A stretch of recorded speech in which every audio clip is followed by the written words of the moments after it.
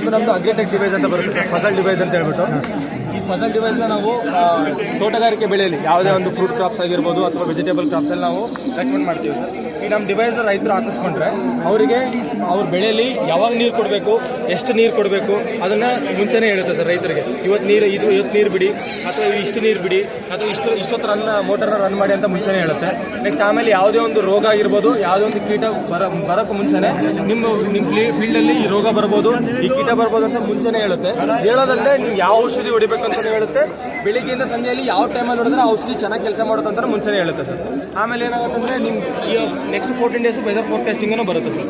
Next 14 ದಿನ ಹವಾಮಾನ ಏನೇನಿದೆ ಅದೆಲ್ಲ ನಮ್ಗೆ ಗೊತ್ತಾಗುತ್ತೆ.